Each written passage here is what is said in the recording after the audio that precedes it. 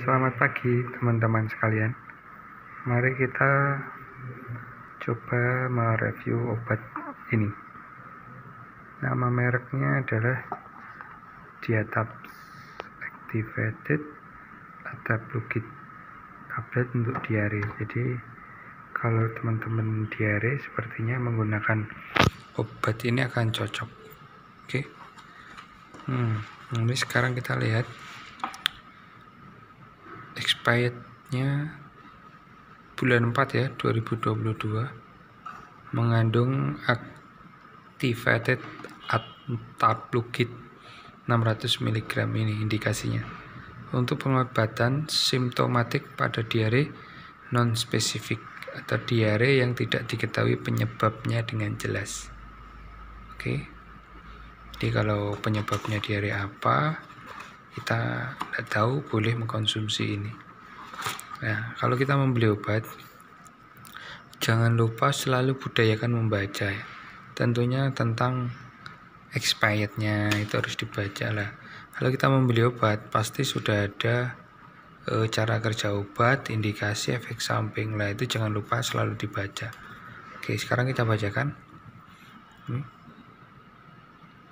Untuk cara kerja obat, dapat mengabsorpsi beberapa racun dan bakteri penyebab diare. Oke. Terus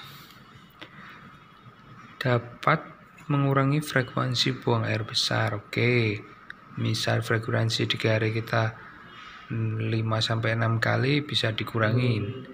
Memperbaiki konsistensi feses yang encer. Oke.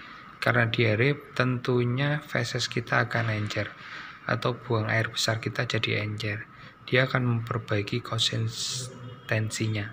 Jadi misal encer mungkin dia akan lebih dipadatkan, kalau enggak nanti tidak seperti diare yang semestinya. Oke, indikasinya untuk pengobatan simptomatik pada diare non-spesifik. Jadi untuk indikasinya diare yang tidak diketahui penyebabnya dengan jelas. Oke, kontraindikasi ini penting, ini harus dibaca juga.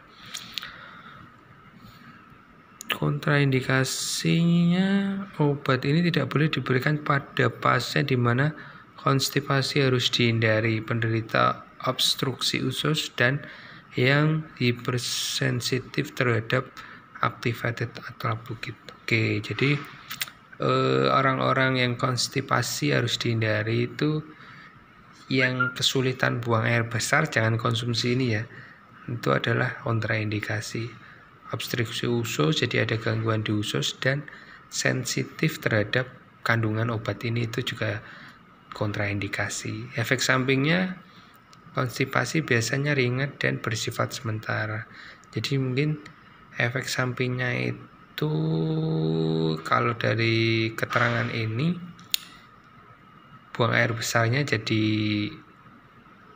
mampet, tapi nggak mampet terus menerus, bersifat ringan dan bersifat sementara. Ini peringatan, diare dapat mengakibatkan kehilangan cairan dan elektrolit atau dehidrasi, atau karena itu diperlukan terapi rehidrasi cairan, rehidrasi oral seperti oralit. Jadi tentunya karena kebanyakan kehilangan cairan atau elektrolit, jadi kita banyakin konsumsi air putih dan juga mengkonsumsi cairan seperti oralit. Nanti kalau untuk masalah oralit ada, nanti kita review juga. Terus ini peringatan atau perhatian, jika diare pada anak-anak disertai dengan dehidrasi, maka pengobatan awal harus diberikan cairan rehidrasi oral seperti oralit. Jadi memberikan cairan lewat minum seperti itu kalau anak-anak ya. Terus jangan diberikan pada anak-anak umur kurang dari 3 tahun kecuali atas petunjuk dokter. Dapat mempengaruhi absorpsi obat lain di dalam saluran pencernaan. Oleh karena itu dianjurkan interval waktu 2-3 jam antara pemberian obat oral lain dengan obat ini. Nah, ini sangat penting nih. Kalau kita mengkonsumsi obat lain selain ini, jadi diberi jarak 2-3 jam baru mengkonsumsi obat ini ya. Jangan digunakan lebih dari 2 hari atau pada keadaan demam tinggi. Oke. Jadi kalau udah diare selama 2 hari jangan pakai obat ini ya. Terus keadaan demam tinggi jangan mengonsumsi obat ini. Jika gejala masih berlangsung terus-menerus, konsultasi dengan dokter. Nah, ini sangat penting ini. Kalau teman-teman sekalian diare, boleh langsung ke dokter, boleh. Nanti tentunya pasti sudah akan diberikan resep untuk obat diare. Tapi kalau untuk mau menggunakan obat ini juga boleh. Bisa menggunakan diare nih udah 4-5 kali sampai 6 kali buang air besar dengan konsistensi yang cair. Boleh mengkonsumsi obat ini misal 1 dulu. Oke. 1 hari kita konsumsi obat ini, kalau sudah mampet alhamdulillah, tapi kalau belum kita langsung ke konsultasi ke dokter. Oke. Interaksi obat pemberian bersamaan dengan digoksin akan menurunkan kadar digoksin dalam darah. Ini interaksi obat ini berhubungan dengan obat-obat jantung ini. Pemberian bersamaan dengan digoksin akan menurunkan kadar digoksin dalam darah. Oke. Kemasan 1 strip 4 tablet, simpan pada suhu 30 derajat, terlindung dari cahaya. Oke. Tampilannya seperti ini ya. Di atap. Ini golongan hijau. Jadi bebas tanpa resep dokter, kalian bisa beli di apotek. Oke. Ini ada aturan pakainya ya. Dewasa dan anak-anak di atas 12 tahun 2 tablet setelah buang air besar. Oke. Dewasa ya, maksimum penggunaan 12 tablet dalam 24 jam. Ya, ada maksimumnya ya. 12 tablet itu berarti 3 maksimum ini. Maksimum ya. Terus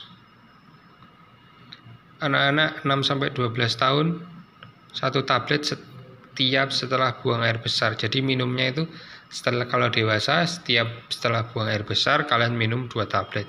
Kalau anak-anak 1 tablet ya. Kalau anak-anak maksimum penggunaan 6 tablet dalam 24 jam. 6 berarti 4, ini kalau ini 6 dipotong jadi 2, ini 6 kalau anak-anak ya. Terus apa lagi ini?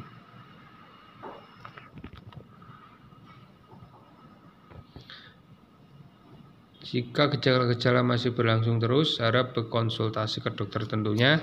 Kalau ada apa-apa berobat, kalian ke dokter dulu. Seperti itu. Saya hanya merekomendasikan obat ini bisa untuk mengobati tablet diare. Mereknya di atap. Oke, silahkan. Kalau yang diare, silahkan mengkonsumsi obat ini, tidak apa-apa. Oke, sekian, terima kasih.